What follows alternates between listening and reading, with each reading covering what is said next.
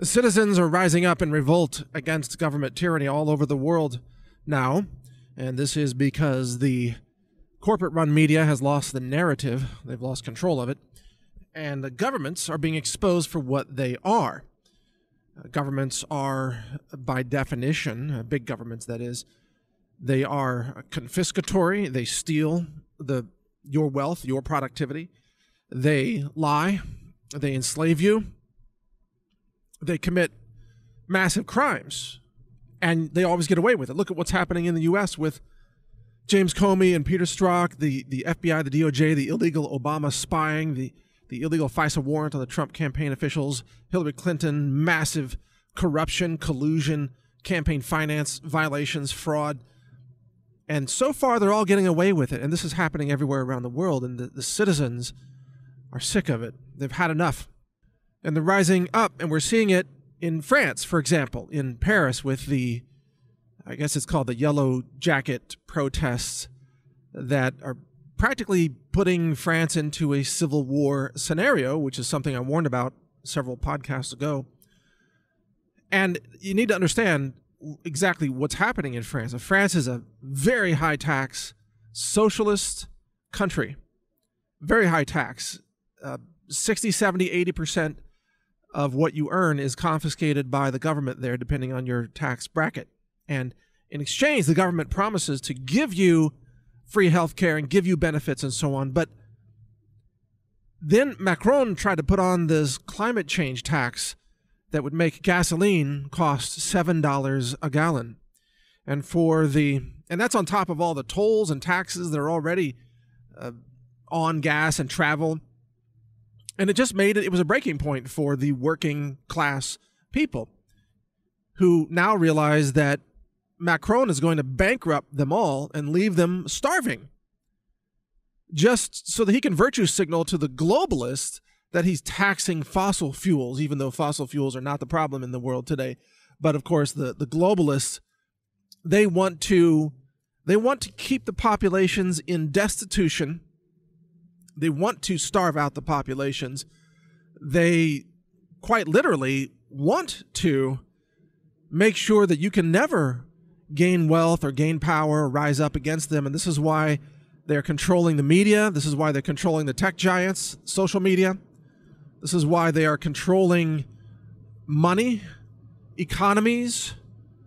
This is why they are putting really punitive taxes on the people all over the world. And of course, Trump is fighting against that globalism, which is why the globalists are attacking Trump mercilessly. Yet the people are rising up, and it's happening in Belgium as well. It's happening in France. It's happening in the UK with Brexit. It's happening in Hungary.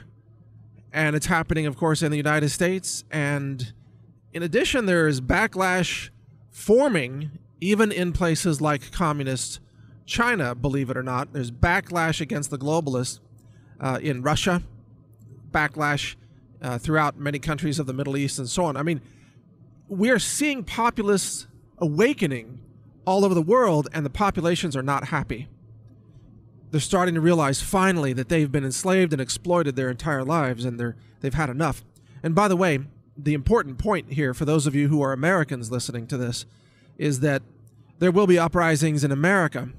And I have a new prediction on that I think what could be a flashpoint is these gun bans in places like New Jersey, also ammunition magazine bans. So in New Jersey, if I have my facts straight on this, I believe they've banned all magazines over 10 rounds. And they've made it a criminal offense to possess any magazine that holds over 10 rounds, including rifle magazines. So if you have a normal round, a normal 30-round magazine for your AR-15, that can now get you thrown in prison. It's a felony crime to have a 30-round magazine, even though that's a normal capacity magazine for an AR. And New Jersey has criminalized it. Of course, it's going to be challenged in the courts, and perhaps the Supreme Court will overturn it. But in the meantime, guess what? Everybody's being forced to destroy their magazines, to literally destroy their magazines. And what's the point of this? Well, the left-wing globalists who run New Jersey and New York and the East Coast and so on they, of course, don't want citizens to be able to fight back. And this is just one step in an escalation where the bureaucrats and politicians are essentially, they want to take away all your guns. Banning the magazines is just step one. They want to ban rifles, they want to ban pistols, they want to ban bolt actions, everything, shotguns, you name it. It's just step by step. And I believe, and this is happening, by the way, also in places like California, of course, that already has these insane restrictions on what qualifies as a gun. Now you can't even have a handle grip on an AR-15 at all.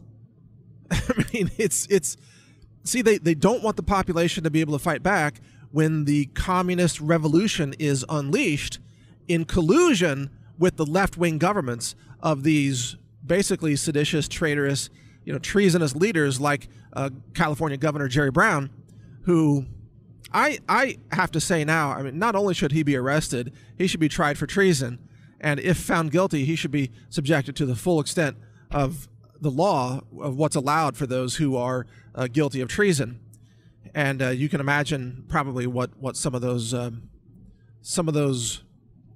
punitive decisions might be from the courts. In any case, these people need to be stopped. These people are traitors. I'm talking about these left-wing, they call themselves socialists, but they're all communists, of course.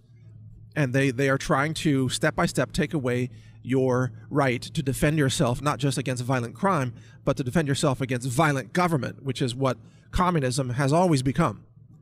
Hundreds of millions of people murdered in the last 200 years all across the world in the name of communism by communist governments. It's called democide. D-E-M-O-C-I-D-E. Look up the word democide. In fact, I think we have a website, democide.news. There's not a lot there yet, but we're trying to get more stories written on that topic. That's death by government. And in order to kill, to mass murder people, governments have to first take away your right to bear arms. And that's exactly what's happening in California, in Oregon, in Colorado, in New Jersey, in New York, and liberal strongholds like that. Well, my prediction is there's going to be a backlash, and I wouldn't be surprised if there was an armed insurrection group. And to be clear, I'm not endorsing this. I'm not calling for it. I'm analyzing and predicting what I think may happen. An armed insurrection group that would attack the state capitol building, let's say, and take out selectively the socialists and communists and perhaps the governor of the state of these various states. Again, I'm not endorsing it. I'm telling you, I think something like this could happen. Because, look, the whole point of the Second Amendment is not to shoot deer, but to shoot tyrants. The whole point of the Second Amendment is to defend yourself against tyranny. And how do you define tyranny? Well, it's when government is taking away your rights. And gosh, if they're taking away your right to keep and bear arms, that's tyranny. And so, it's not hard to see this situation unfolding. And again, I hope that violence is not needed as the answer to any of this. I don't call for violence. I would hope that we could outvote these people, but there's so much election fraud now, and the media is almost entirely anti-America now. The media is run by seditious traitors. The deep state is run by seditious traitors. These left-wing Democrat governors and so on, the Democrat Party's been utterly infiltrated and taken over by communists. They call themselves Democrat Socialists, but they're communists. I mean, watch the movie by Trevor Loudon. What's it called? Enemies Within, I think. Enemies Within.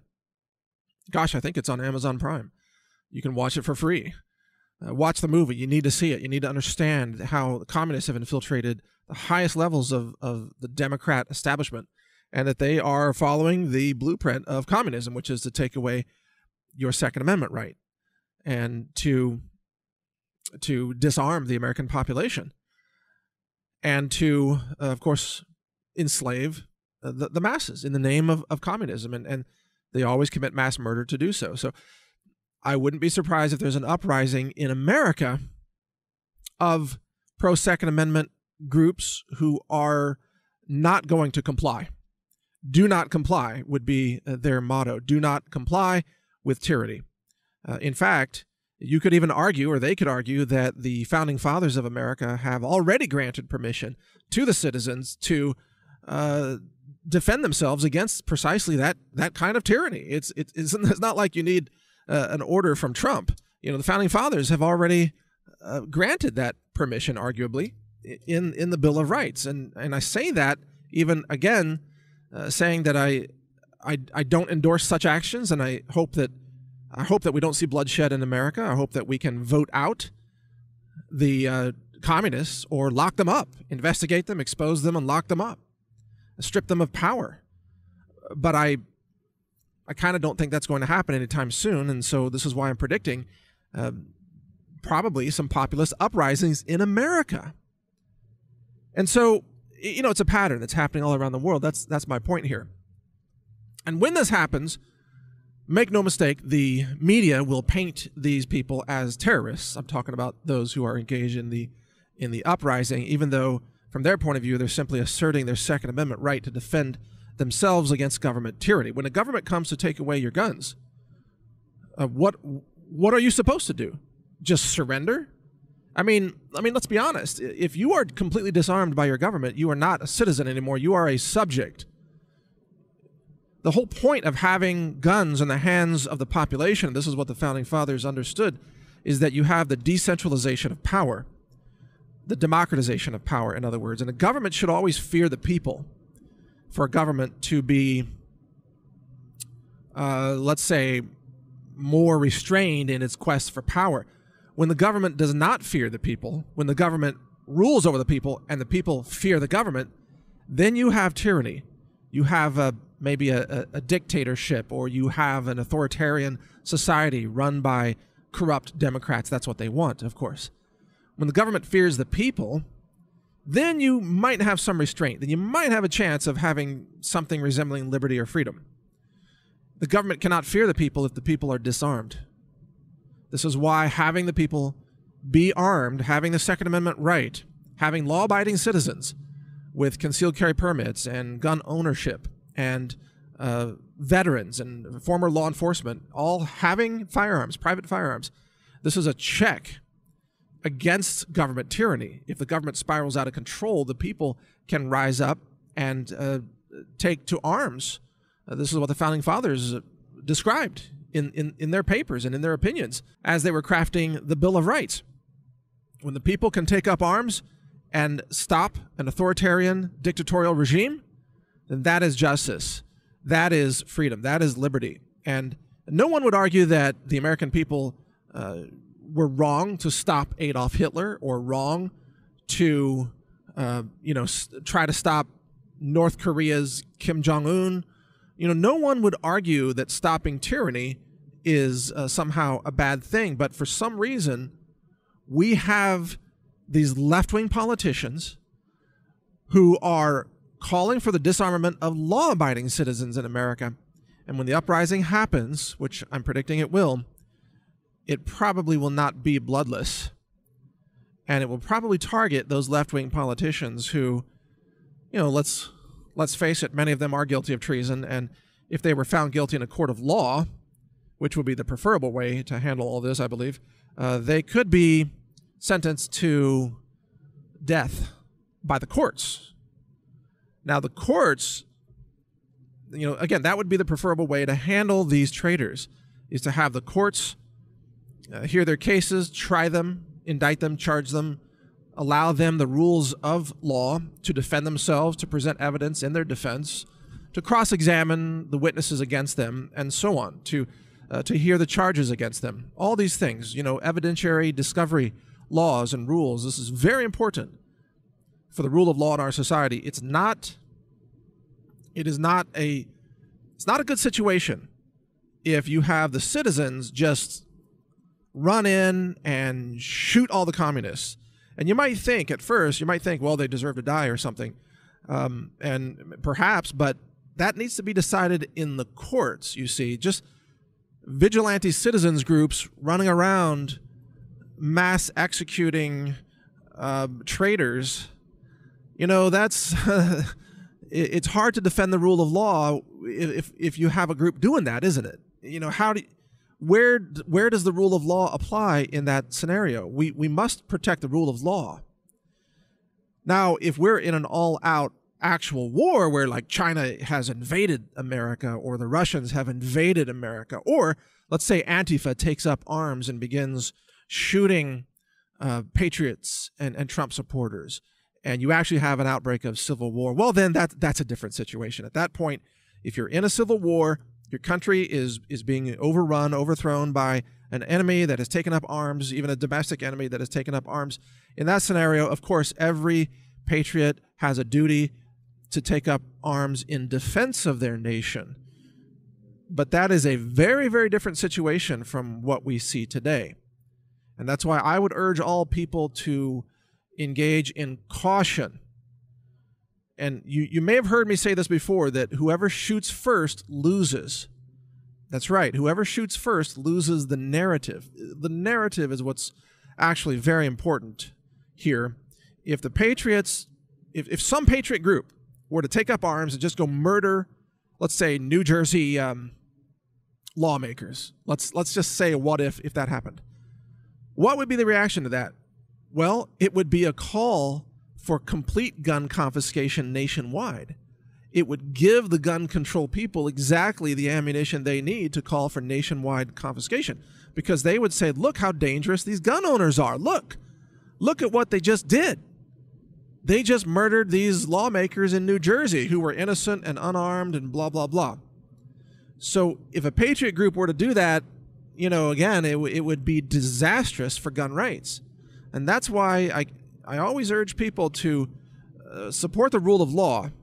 Now, if on the other hand, if President Trump, let's say if things really broke down and there was an attempted coup underway in Washington, D.C., and President Trump were to announce, I hereby deputize all concealed carry owners, I deputize all law enforcement, I deputize all former military to take up arms, come to Washington, and save your nation, defend the presidency, and arrest the deep state traitors who are trying to pull off a coup. If the president were to say such a thing, then he is the commander-in-chief. He is the head of the executive branch. Then the American people would be justified in taking up arms in defense of their nation as being deputized by the president himself, but not to take such actions on their own in a vigilante justice kind of thing. It's very important to understand the difference here. It's not merely the actions that count, it's the authorization of the actions. In other words, it's the legitimacy under the rule of law that matters. And patriots support the rule of law. It is the radical left that is lawless. And we must continue, as patriots, we must continue to respect the rule of law. Nevertheless, I still predict that some groups are going to probably go after some lawmakers somewhere and things are going to spiral out of control, even though I don't want to see that happen. So just prepare yourself is all I'm saying. Prepare yourself, follow the law. If you own firearms, as I do, make sure you're always in compliance with the law, as I am. I always follow the law. I don't own any illegal firearms. I don't own any automatic weapons. I don't own any, off-the-books, short-barreled rifles or anything like that. Everything that I have is 100% legal, legit. And I support the law. I support law enforcement. I support the U.S. military. I support our president. And I call for traitors of America to be arrested, not shot. You see the difference? Arrested, indicted under the rule of law. It's important that we maintain the rule of law, or we lose everything, we lose civilization. So a lot to think about. This is Mike Adams here. You can read more of my work at newstarget.com. God bless America. Stay safe. Pray for us all. Take care. Learn more at healthrangerreport.com.